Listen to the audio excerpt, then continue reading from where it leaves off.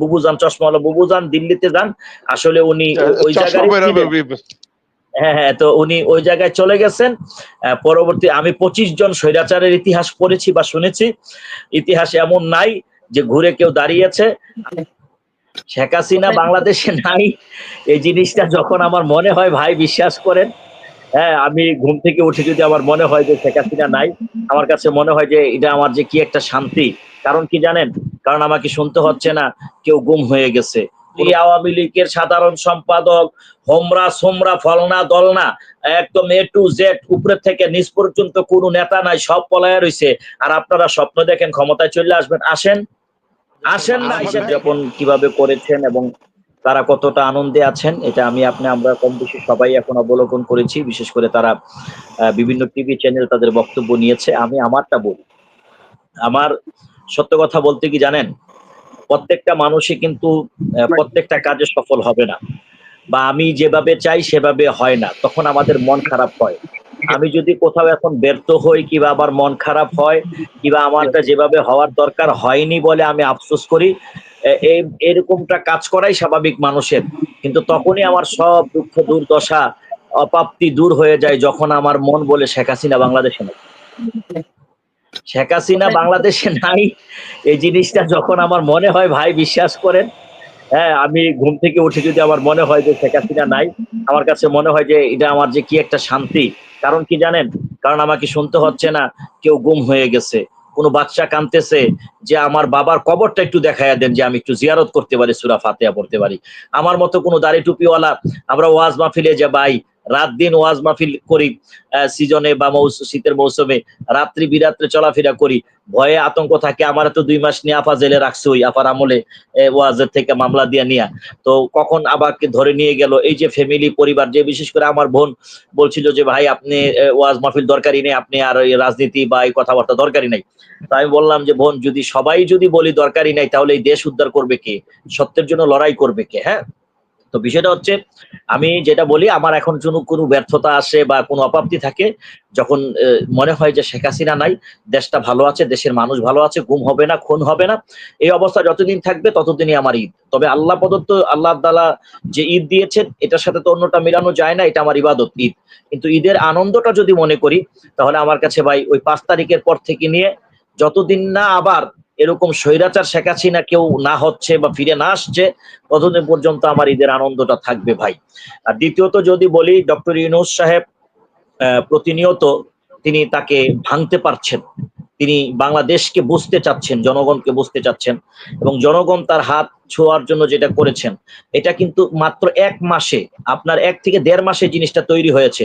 রমজানের আগেও কিন্তু আওয়ামী লীগরা এবং অন্যরা বিরোধীরা খুব খুশি ছিলেন, এই বুঝি সেনাবাহিনী নিয়ে নিল, এই ডক্টর ইউনূস ব্যর্থ হয়ে যাবেন। যখন তিনি জাতিসংঘের মহাসচিবকে নিয়ে আসলেন, ওই পাহাড়ের চিপাই নিয়ে গেছে, যখন তিনি চীনে গেলেন, এই দেশের মানুষ মুম্বেট ঘুরে গেছে এবং বুঝতে পারছে ডক্টর ইউনূস একটা খেলোয়াড়, ও বলে কম কাজ করে বেশি।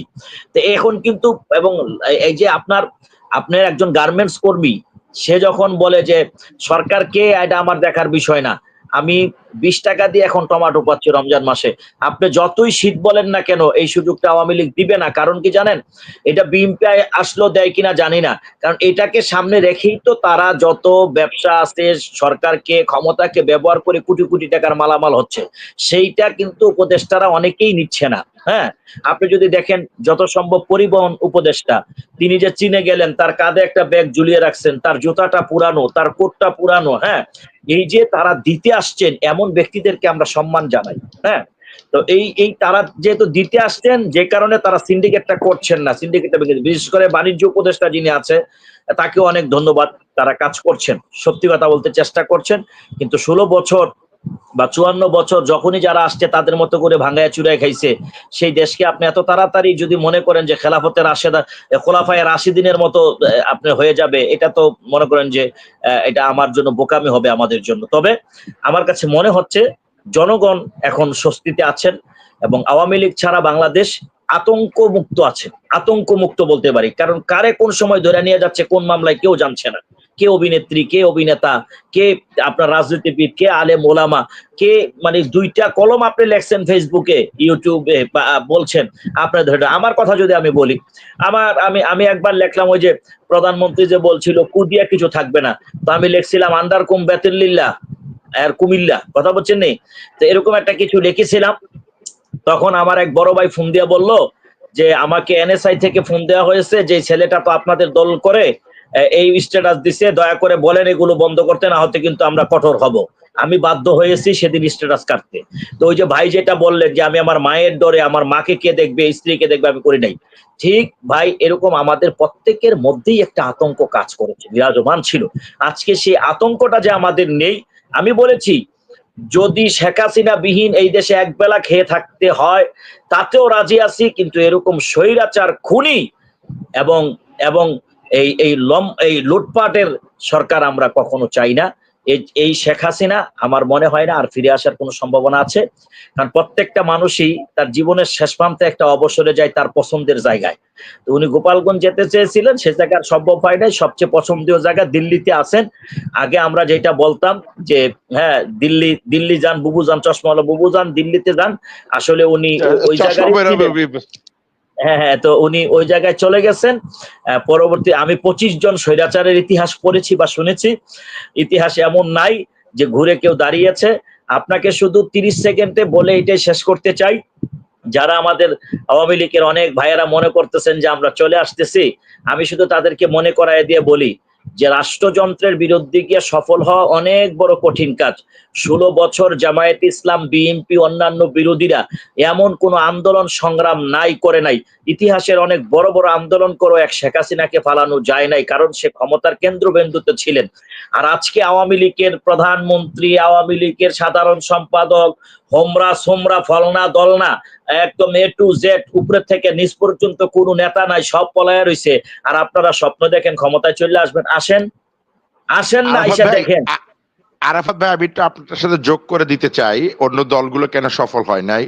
আপনি যখন দেখবেন জামাতে ইসলাম মাঠে নামতে বলতো রাজাকার, বিএনপি নামলে বলতো আগুন সন্ত্রাসী, অন্যান্য আপনার ইসলামী মনা যারা রাজনৈতিক দল আছে তা করে বলতো জঙ্গি। এই ছাত্র আন্দোলনটা সফল হওয়ার একমাত্র কারণ ওগরে কোনো ট্যাগ লাগাইতে পারে নাই, কিন্তু 19 তারিখের পরে কিন্তু ট্যাগ লাগানো মাত্র শুরু হয়েছিল যে এদের সাথে জামাত আছে, এদের সাথে বিএনপি আছে। ওই বড় বড় আন্দোলনগুলো আপনি যেটা বললেন সহমত, সফল হতে পারে এই ট্যাগ লাগানোর কারণে। জি ভাই, ধন্যবাদ আপনাকে। আমি এখনই শেষ করে দিচ্ছি, শুনেন। কোন সরকারের বিরুদ্ধে আন্দোলন সফল হবে না একটি দল কিংবা কয়েকটি দলের নেতাকর্মী মিলে নয়। বিএনপি সহ জামাত সবাই বলছিল যতক্ষণ না পর্যন্ত স্বতঃস্ফূর্ত ভাবে সাধারণ জনগণ না নামে রাজপথে, তখন কোনো আন্দোলনই সফল হয় না। পৃথিবীর সব ক্ষেত্রেই যেগুলো আন্দোলন সফল হয়েছে সর্বসাধারণ নামতে হয়েছে। যখন এই দেশের মানুষ 15.5 বছর কি 16 বছরে তিলে তিলে ধুকতে ধুকতে দেয়ালে গিয়ে পিঠ লেগেছে, সবাই মনে করেছে যে এখন আমাদের আর বসে থাকার কোনো কারণ নাই, মরেই যাব। হ্যাঁ, তিলে তিলে মরার চাইতে যখন জনগণ নেমেছে, পালাতে বাধ্য হয়েছে। যুগে যুগে এইটাই হয়। এই জন্য জনগণ অবশ্যই তারা সঠিক সময়ে সঠিক সিদ্ধান্ত নিবে। তবে জনগণের এই আস্থা যেন যারা আগামীতে আসতে চাচ্ছে তারা যেন বুঝে শুনে কাজ করে, নয়তোবা আওয়ামী লীগ 15.5 বছর থাকলেও 6.5 মাসে অন্য কেউ থাকতে পারবে কিনা সন্দেহ আছে। আপনি যেটা বলেছিলেন, এখন আমরা রক্ত দিতে শিখে গেছি, প্রতিবাদ করতে শিখে গেছি। আমরা অন্যায়কে অন্যায় বলবো, সেটা বিএনপি করুক আর আওয়ামী লীগ করুক আর জামাত ইসলাম করুক কিংবা হেফাজত ইসলাম করুক, যারা ন্যায্যতার সাথে কাজ করবে দেশ এবং জনগণের জন্য। আর অবশ্যই ভারতের সাথে এমন কোনো আতাত, এমন কোনো সম্পর্ক করা যাবে না। এবং ডেইলি স্টার, প্রথম আলো সহ এবং ভারতের যত দালালগুলো আছে এদের বিরুদ্ধে অবশ্যই সতর্ক থাকতে হবে। আগে দেশ, জনগণ, আগে আমার সার্বভৌমত্ব, এরপরে সবকিছু। দোয়া রাখবেন। আসসালামু আলাইকুম।